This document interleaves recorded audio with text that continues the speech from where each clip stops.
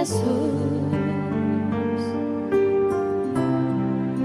untuk panggilanmu melayani bukanlah sebuah kesempatan dalam hidupku. Melayani Yesusku adalah. Shalom dan puji Tuhan saudara atas kebaikan Tuhan pada setiap kita, sehingga pada malam ini saudara dengan izin Tuhan kita boleh bersama lagi di dalam Aruliko Live bersama dengan saya Pastor Bernard dan bersama dengan Anda, khususnya dalam kebaktian pertengahan minggu kita pada malam ini. Jadi pada malam ini saudara, kita akan sama-sama mendengarkan firman Tuhan. Ya, satu firman yang sebenarnya saya sudah sampaikan beberapa tahun yang lalu semasa PKP ya, pada tahun 2020. Jadi saya senang untuk berkongsi bersama dengan saudara dengan satu khotbah yang sudah pernah saya sampaikan. Namun biarpun mungkin Anda pernah mendengar ini, tetapi saya yakin dan percaya kita mendapat sesuatu dan kita dikuatkan lagi. Bagaimana kita ini adalah anak-anak Tuhan yang dipimpin oleh Tuhan, sehingga kita ada kesempatan untuk memuliakan Tuhan. Jadi kita akan memulai kebaktian kita pada malam ini dengan doa. Jadi selepas doa ini kita mendengar satu lagu pujian, dan setelah itu kita akan langsung mendengar atau sama-sama mempelajari firman Tuhan. Jadi untuk memulai pembelajaran kita pada malam ini, mari kita tunduk kepala dan kita berdoa. Bapa Syurgawi, terima kasih atas kebaikan-Mu karena memimpin menjaga kami sepanjang hari ini, sehingga pada malam ini Tuhan kami siap untuk memuji, kami siap untuk beribadah pada malam ini. Jauhkan kami dari segala malapetaka, sehingga kami boleh bertenang, kami boleh fokus hati dan pikiran kami kepada Tuhan, khususnya dalam pelajaran kami pada malam ini. Terima kasih Bapa, Engkau sudah mendengar menjawab doa kami. Dalam nama Yesus kami berdoa. Amin.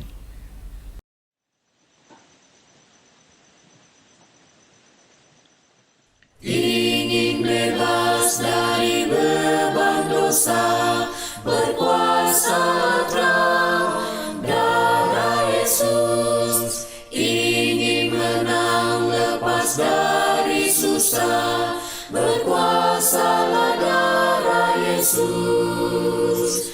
Nyatalah terang kuasa darahnya, Al-Masih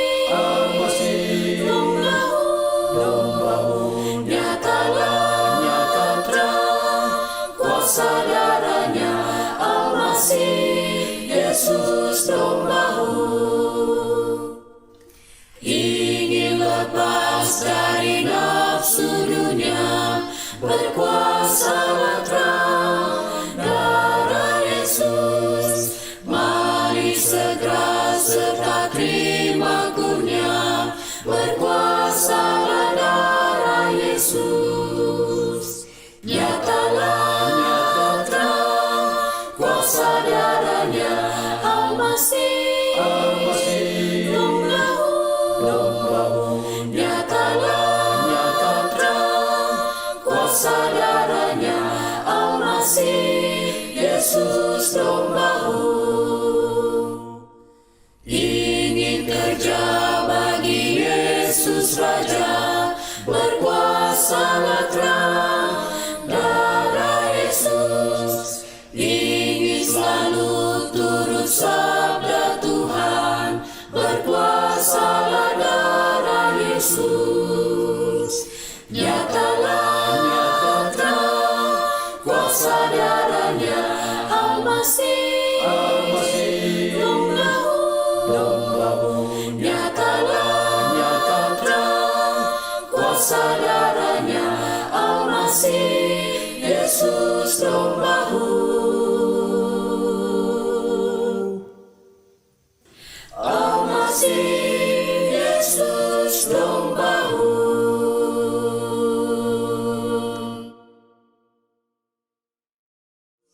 Nyatalah Al-Masih, domba-Mu, nyata terang kuasa darahnya. Al-Masih, Yesus domba-Mu. Saudara dan saya diciptakan untuk kemuliaan Tuhan. Inilah fakta yang harus menjadi sukacita dalam kehidupan kita, saudara. Inilah satu fakta, satu janji, satu kata yang Tuhan beritahu kepada kita bahwa keberadaan kita diciptakan untuk memuliakan Tuhan. Amin, saudara. Untuk itu, saudara, mari kita mulahkan khususnya pelajaran ini dengan doa. Mari kita berdoa. Saat ini Tuhan, kami sudah bersedia untuk dipimpin, diurapi dengan kuasa dari sorga, mengurapi hamba-Mu dan juga mengurapi setiap penonton yang sedang menyaksikan kebaktian khotbah pada saat ini. Jauhkan kami dari segala kuasa kegelapan, malapetaka, sehingga perkabaran ini menjadi sukacita di dalam kehidupan kami. Dalam nama Yesus kami berdoa. Amin. Saudara, pertanyaan pertama pada malam ini, pada siang hari ini, pada tengah hari ini, bukan malam ya, siang hari ini. Mengapa saya ada di dunia ini?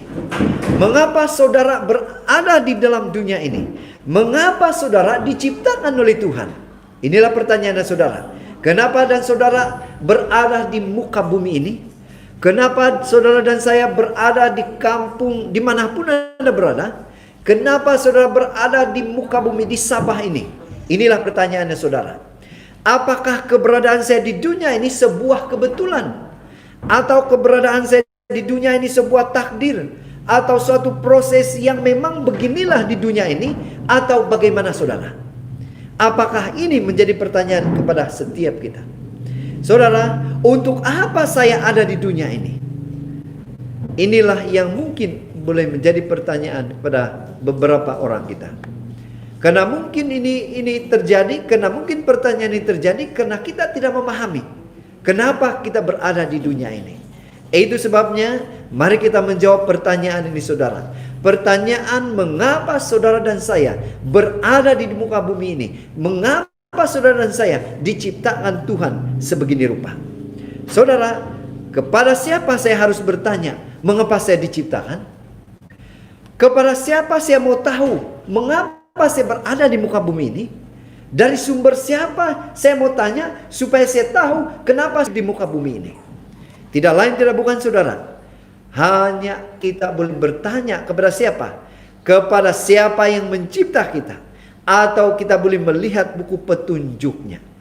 Saudara, cara termudah untuk menemukan tujuan penggunaan sebuah barang, ini barang yang tidak kita kenal adalah bertanya kepada siapa pencipta barang itu, siapa pembuat barang itu, siapa menemukan barang itu, atau melihat kepada buku tentang barang itu. Itulah caranya saudara.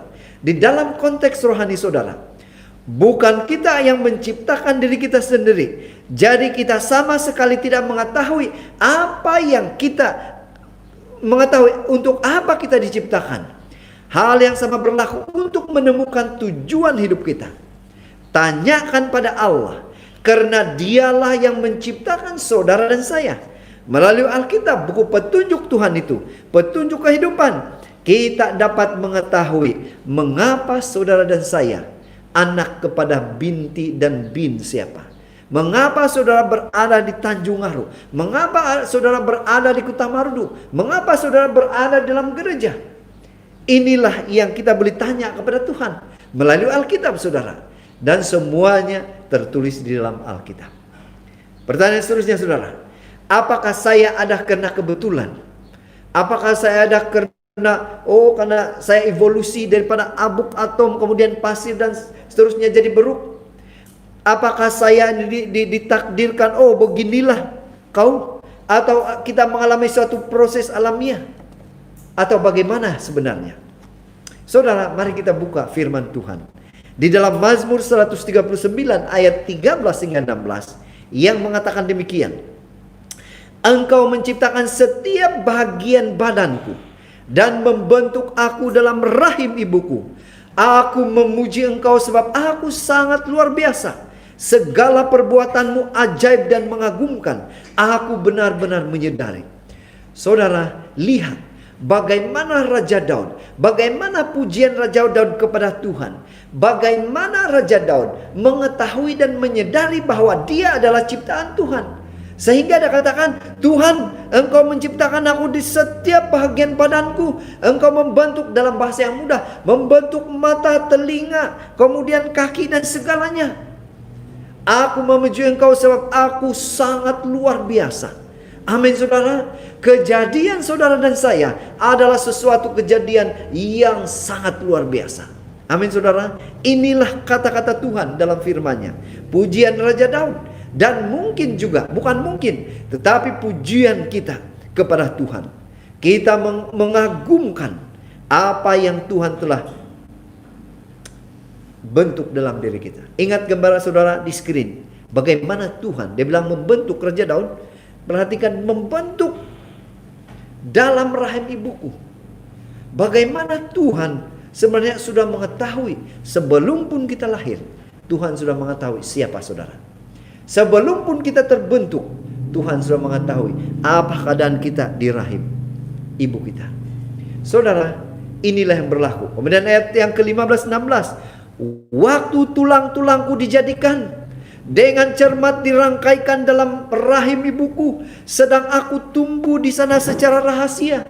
Aku tidak tersembunyi bagimu. Engkau melihat aku waktu aku masih dalam kandungan. Semuanya tercatat di dalam bukumu. Hari-harinya sudah ditentukan sebelum satu pun mulai. Saudara, berdiri bulu roma saya bila saya membacakan ayat ini. Bila saya mempelajari dan mengingati ayat ini, saudara, sungguh luar biasa kejadian saudara dan saya. Bagaimana Tuhan membentuk kita dari yang tiada kemudian ada. Bagaimana Tuhan membentuk kita dengan begitu teliti, memintal, kemudian dia membuat jari-jari kemudian mengalir darah. Saya tidak boleh membayangkan bagaimana luar biasanya Tuhan menciptakan saudara dan saya.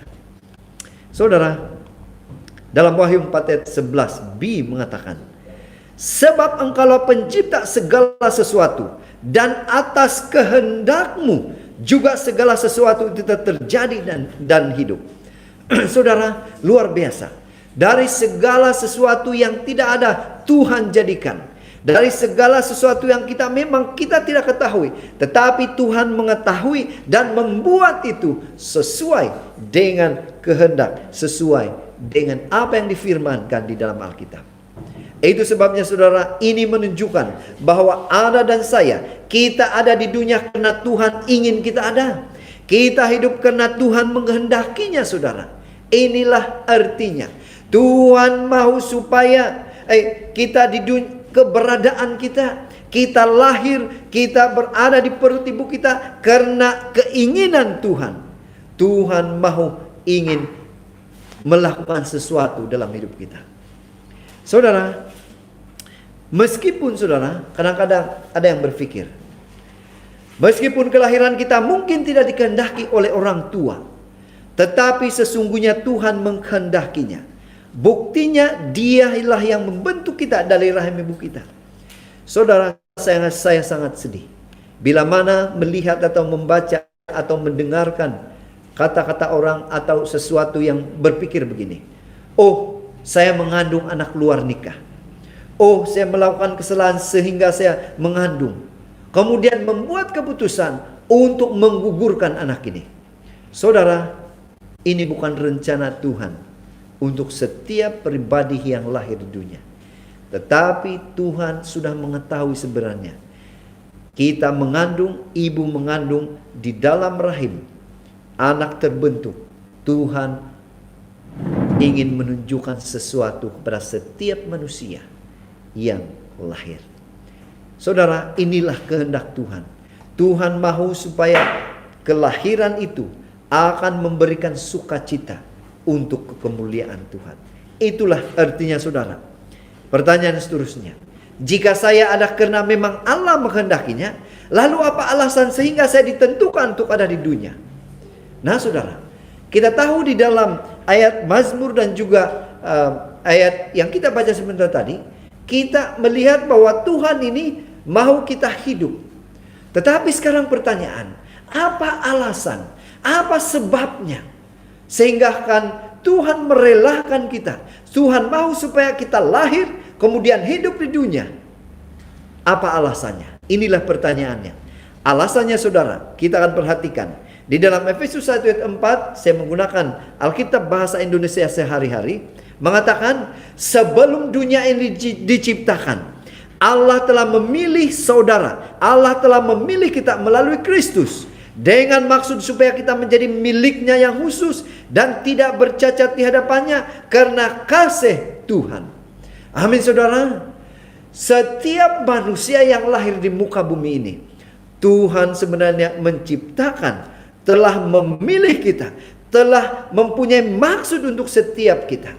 Dan Dia mau bila mana kita lahir, ada sesuatu yang luar biasa, kita respon kepada Tuhan. Kemudian alasan yang pertama, mari kita belajar bersama-sama saudara. Apa alasan Tuhan sehingga kita berada di muka bumi ini? Apa alasan Tuhan? Apa sebabnya? Kenapa Tuhan mau supaya kita hidup di muka bumi ini? Alasan yang pertama saudara adalah kita diciptakan Tuhan untuk dikasihinya. Kita diciptakan untuk dijadikan sebagai sasaran kasih. Amin saudara. Yohanes 3:16, apa firman itu katakan? Karena begitu besar kasih Tuhan kepada dunia ini, bukan hanya kepada Pastor Bernard, kepada elder dan elder tertentu, tetapi kepada semua di muka bumi ini. Tuhan mau menyalurkan, menyasarkan kasih-Nya kepada saudara dan saya. Itu sebabnya kelahiran, keberadaan kita di dunia ini. Alasan yang pertama adalah Tuhan, kita diciptakan Tuhan untuk dikasihinya. Kita diciptakan untuk dijadikan sebagai sasaran kasih. Apa yang dikatakan dalam Yesaya 43:7 yang mengatakan demikian, semua orang yang kubentuk dan yang juga kujadikan. Saudara, luar biasa ayat ini. Firman Tuhan ini mengatakan, semua orang yang disebutkan dengan namaku, yang Tuhan apa? Kuciptakan untuk kemuliaanku. Saudara dan saya diciptakan, sesuatu ada kejadian, ada tujuannya. Memuliakan Tuhan apa? Yang kubentuk dan yang kujadikan. Memuliakan Tuhan dalam kehidupan kita. Merespon kasih Tuhan itu, di mana Tuhan boleh menyalurkan kasih-Nya kepada siapa? Kepada saudara dan saya. Saudara, alasan yang kedua, kita diciptakan untuk kemuliaan Tuhan. Apa yang dikatakan? Ada dua alasan mengapa Allah menciptakan kita, yaitu sebagai sasaran kasih-Nya dan untuk dikasihinya, untuk kemuliaannya. Amin saudara. Ada dua alasan besar mengapa Tuhan menciptakan manusia. Maafkan spelling saudara. Ada dua alasan mengapa Tuhan menciptakan kita. Kalau menurut ayat tadi, kita melihat kuciptakan untuk kemuliaan, dan yang kubentuk dan yang kujadikan untuk kemuliaannya. Saudara, dua alasan ini memberi kepastian, memberi keyakinan kepada kita. Mengapa Tuhan sangat menghendaki dan mengasihi, dan mengapa Tuhan memilih saudara dan saya sedang berada di muka bumi ini untuk dikasihi dan untuk share kemuliaan Tuhan itu melalui kehidupan kita. Saudara, pertanyaan yang seterusnya yang harus kita jawab ialah, apa yang dimaksudkan dengan diciptakan untuk kemuliaan Allah? Karena tajuk khotbah dan pelajaran kita tadi adalah kita diciptakan untuk kemuliaan Tuhan. Namun pertanyaannya sekarang adalah, apa yang dimaksudkan dengan diciptakan untuk kemuliaan Allah? Bagaimana sebenarnya ini berlaku? Bagaimana sebenarnya ini akan berlaku pada semua ciptaan Tuhan? Mari kita lihat saudara. Diciptakan untuk kemuliaan Allah artinya melalui manusia sebagai ciptaannya, Tuhan diagungkan dan dihormati. Artinya saudara, di dalam kehidupan manusia, Dimuliakan itu maksudnya melalui manusia, melalui ciptaan Tuhan, melalui saudara dan saya. Kita boleh mengagungkan dan kita boleh menghormati Tuhan di dalam kehidupan kita. Inilah artinya saudara. Bagaimana saudara dan saya telah diciptakan Tuhan begitu istimewa. Bagaimana Tuhan telah menciptakan Adam dan Hawa begitu istimewa. Saudara dan saya bagaimana lahir, bagaimana dibentuk di rahim ibu. Dan bagaimana kita lahir? Tujuannya karena ada alasan. Di dalam kehidupan, di dalam keberadaan kita di muka bumi ini. Dalam hal apa? Manusia dikatakan memantulkan kemuliaan Allah. Karena keinginan Tuhan adalah kita boleh memuliakan Tuhan. Kita boleh mengagungkan Tuhan. Kita boleh menghormati Tuhan dalam kehidupan kita. Dengan cara apa? Dengan hal apa? Kita boleh memantulkan, kita boleh memuliakan Tuhan. Inilah pertanyaan. Saudara, apakah kena fisikal kita? Apakah kena penampilan kita? Apakah mungkin kena kita handsome? Apakah kena kepintaran yang tinggi di dalam hidup kita, dalam pikiran kita? Apakah kena kita mempunyai satu pangkat yang besar? Apakah itu yang Tuhan lihat? Apakah itu caranya kita untuk memuliakan Tuhan? Sebenarnya dalam hal apa manusia dikatakan memuliakan Allah? Saudara, Roma 3 ayat 23 mengatakan, karena semua orang telah berbuat dosa dan telah kehilangan kemuliaan Allah. Saudara, harus kita ingat dan sadar dalam kehidupan kita bahwa saudara dan saya, kita lahir di muka bumi ini, kita lahir di dunia ini, kita telah mewarisi dosa daripada nenek moyang kita. Namun bagaimana saudara? Kita boleh memuliakan Tuhan dengan cara apa? Apa yang kita lakukan dalam memuliakan Tuhan? Sedangkan apa yang berlaku dalam hidup kita? Keadaan manusia inilah bayangan yang sebenarnya keadaan manusia yang mulia adalah saat mereka belum jatuh dalam dosa. Ketika mereka jatuh dalam dosa, mereka kehilangan kemuliaan Allah. Kita telah terpalit, kita telah mewarisi dosa itu. Dan kita telah mewarisi sehingga kemuliaan Tuhan, sehingga kita kehilangan kemuliaan Tuhan yang pada mulanya. Namun apakah yang perlu kita lakukan? Atau apa respon? Apa yang perlu terjadi dalam hidup kita? Sehingga walaupun kita berada di dalam dosa yang fana ini, di dunia yang fana ini, walaupun kita memiliki virus dosa di dalam kehidupan kita, tetapi apa kata Tuhan dalam konsep memuliakan Tuhan? Kejadian 1:26e, berfirmanlah Allah, baiklah kita menjadikan manusia menurut gambar rupa kita. Inilah bagaimana Tuhan menciptakan manusia yang pertama itu, Adam, kemudian Hawa. Kemudian dalam ejaan lama Kejadian 1:26e, maka firman Allah, baiklah kita menjadikan manusia atas peta dan atas teladan kita. Perhatikan saudara, perbezaan dari terjemahan baru dengan ejaan lama. Kita menjadikan manusia atas peta dan atas teladan kita. Perbezaannya di screen saudara. Maka firman Allah, baiklah kita menjadikan manusia atas peta. Kemudian di ayat Efesus, edisi bahasa Indonesia sehari-hari, mengatakan, hendaklah kalian hidup sebagai manusia baru yang diciptakan menurut pola Allah, yaitu dengan tabiat yang benar, lurus dan suci. Saudara, inilah keinginan Tuhan. Inilah saranan Tuhan, firman Tuhan pada setiap kita. Walaupun kita berdosa, walaupun kita ini terpalit dalam dosa nenek moyang kita, tetapi Tuhan berfirman kepada kita, mari kita apa? Mari kita merespon kasih Tuhan itu. Mari kita melakukan sesuatu untuk memuliakan Tuhan. Walaupun kita berada di muka bumi ini. Walaupun kejadian kita ini dahsyat. Walaupun kejadian kita pada mulanya ini suatu kejadian yang begitu sempurna. Tetapi Tuhan tidak pernah meninggalkan kita saudara. Tuhan ada rencana yang hebat. Manusia diciptakan menurut gambar dan rupa Tuhan. Artinya diciptakan dengan tabiat yang benar, lurus dan suci. Ketika manusia tidak menghidupkan hal ini, mereka menghilangkan kemuliaan Allah. Artinya saudara, walaupun kita berada di muka bumi yang berdosa ini, tetapi konsep untuk memuliakan Tuhan ini, kemuliaan Tuhan yang ada dalam diri kita adalah kita diciptakan dengan tabiat yang benar, lurus dan suci. Bila mana kita menunjukkan ini saudara, sebenarnya saudara dan saya sudah merespon, saudara dan saya sudah memuliakan Tuhan di dalam hidup kita. Saudara, manusia diciptakan Tuhan untuk kemuliaannya, tetapi dosa telah merosakkan kemuliaan itu. Itu sebabnya hidup untuk memuliakan Allah adalah cita-cita yang tertinggi dalam hidup, yang sangat didambakan oleh Tuhan.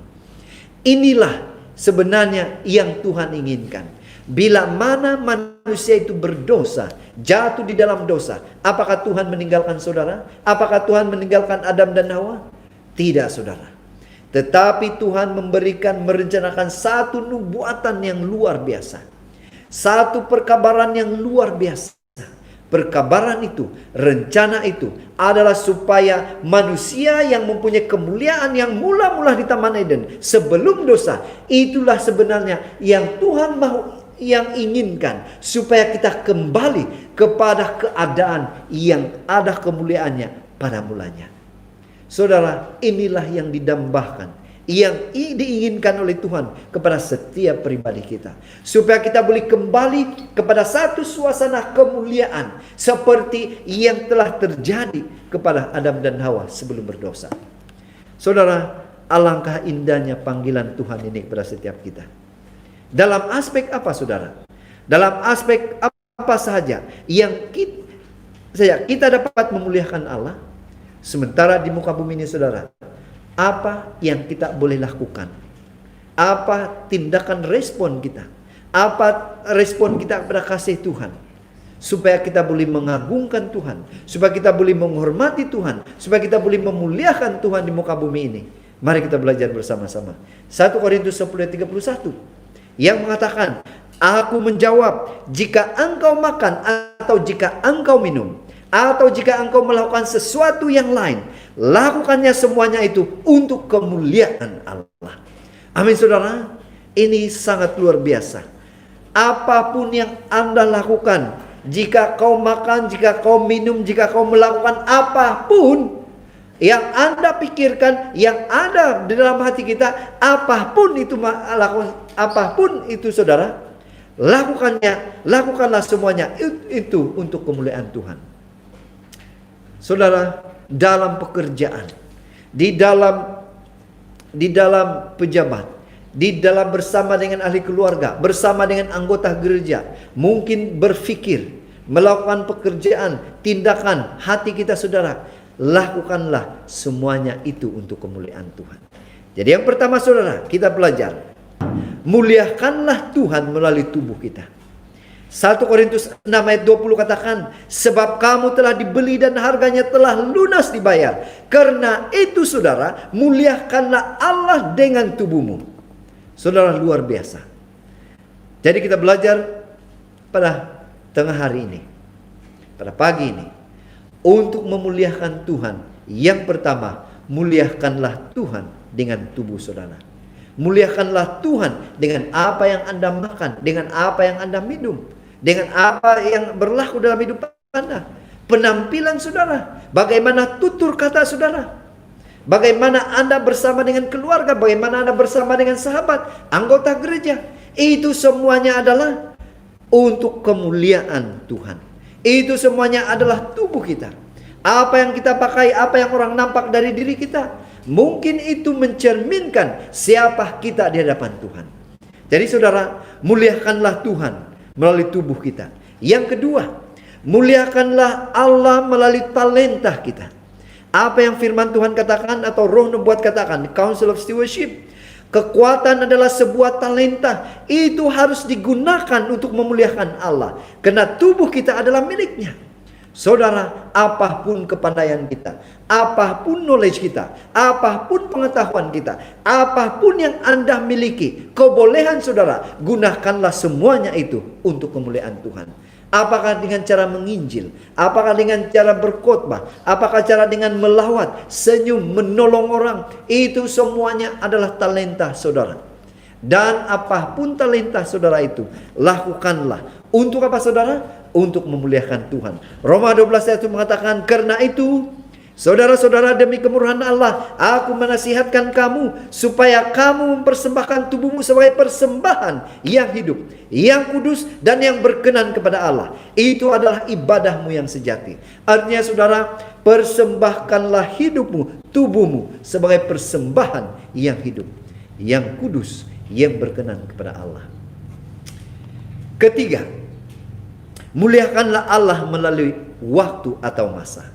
Bagaimana kita boleh memuliakan Tuhan dengan penggunaan masa kita 24 jam? Bagaimana setiap menit, setiap masa kita boleh memuliakan Tuhan?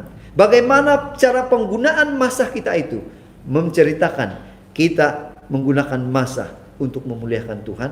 Efesus 5 ayat 16 mengatakan, dan pergunakanlah waktu yang ada, karena hari-hari ini adalah jahat.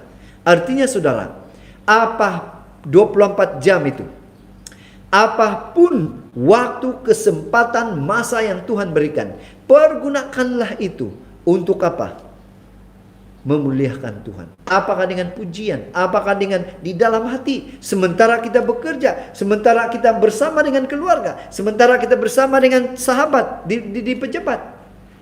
Pikiran kita, hati kita selalu memuliakan Tuhan. Inilah artinya saudara. Mazmur 90 ayat 12, Raja Daud menuliskan, ajarlah kami menghitung hari-hari kami sedemikian, hingga kami beroleh hati yang bijaksana. Saudara, inilah kerinduan kita sebenarnya. Marilah kita rindu untuk menghitung hari-hari kita yang terakhir, untuk mengira hari-hari kesempatan yang Tuhan berikan, untuk menggunakan kesempatan setiap masa, setiap saat itu untuk memuliakan Tuhan.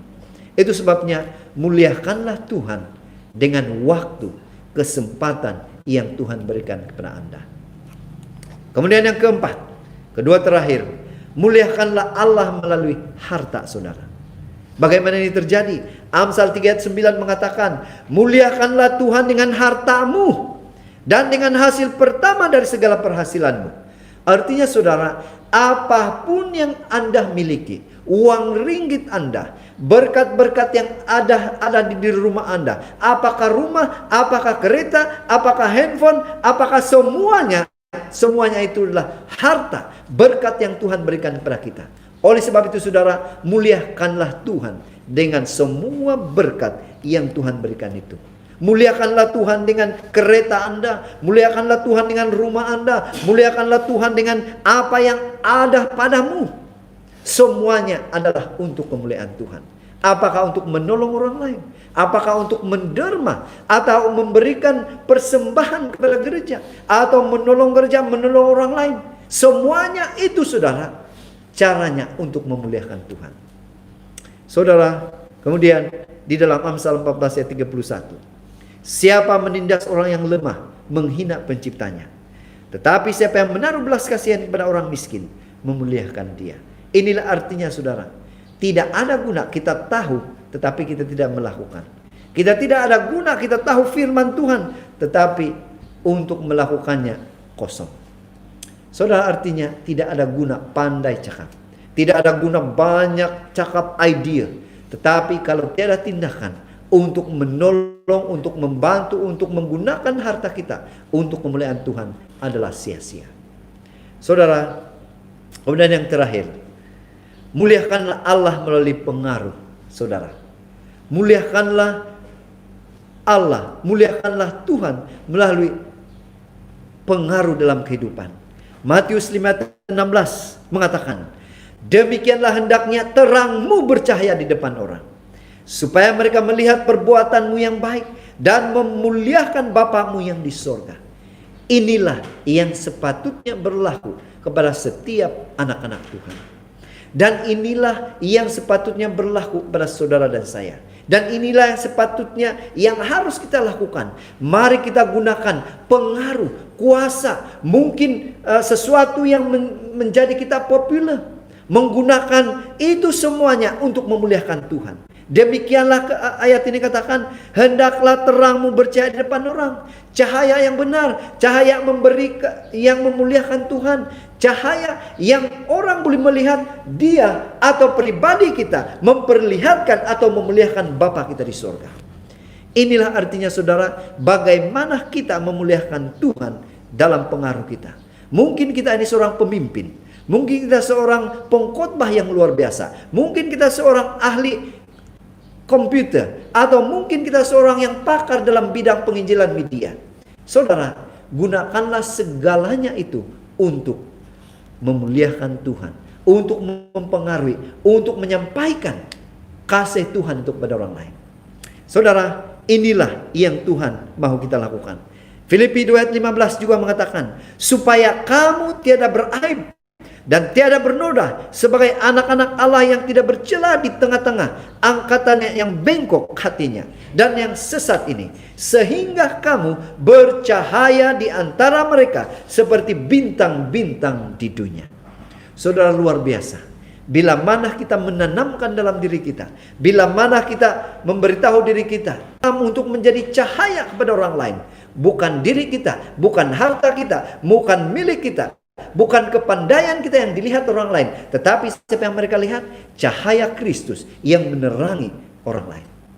Saudara, inilah artinya bagaimana kita boleh memuliakan Tuhan di dalam kehidupan kita. Seterusnya saudara, Allah sepenuhnya sanggup memelihara kita dari dunia, tetapi janganlah kita keduniawian. Perhatikan saudara, pena inspirasi katakan, Allah sepenuhnya sanggup memelihara kita dari dunia, tetapi janganlah kita keduniawian. Kasihnya tidaklah goyah dan bimbang. Ia sentiasa menjaga anak-anaknya dengan pemeliharaan yang tak terlukiskan. Tetapi ia menuntut kesetiaan yang kukuh.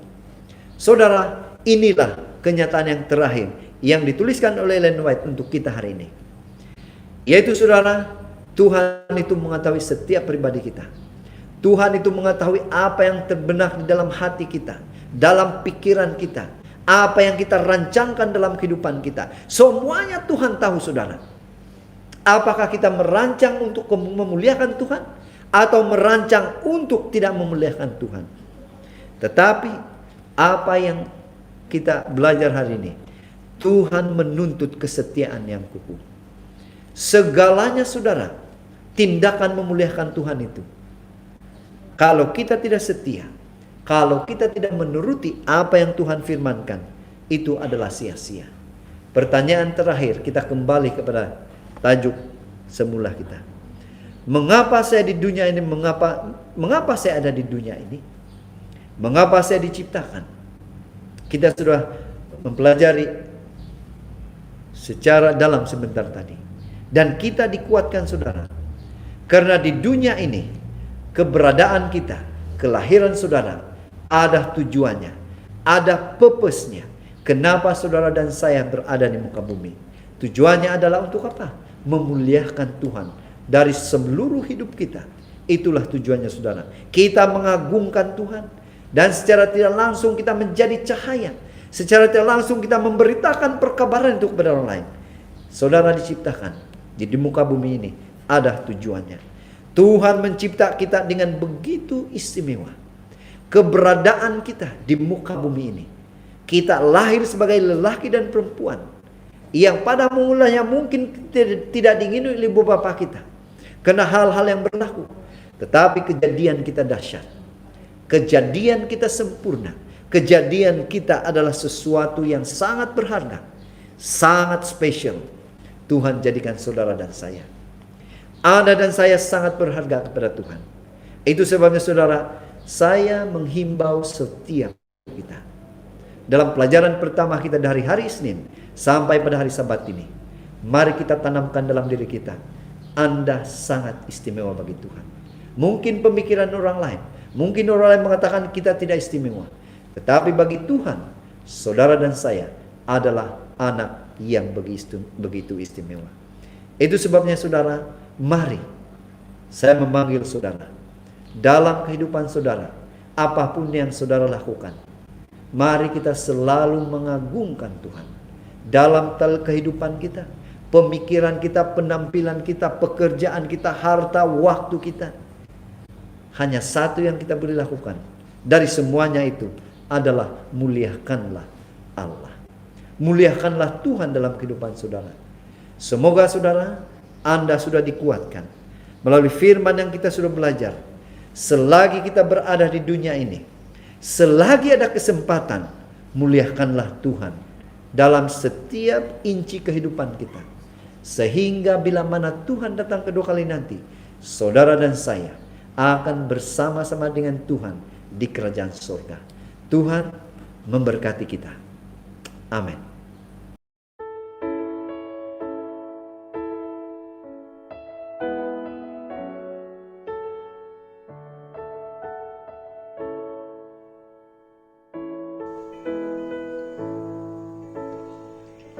I have decided to follow Jesus. I have decided to follow Jesus. I have decided to follow Jesus. No turning back, no turning back. The world behind me, the cross before me. The world behind me, the cross before me. The world behind me, the cross before me. No turning back, no turning back. Though none go with me, still I will follow. Though none go with me, still I will follow. Though none go with me, still I will follow. No turning back, no turning back. Will you decide now to follow Jesus? Will you decide now to follow Jesus? Will you decide now to follow Jesus? No turning back, no turning back.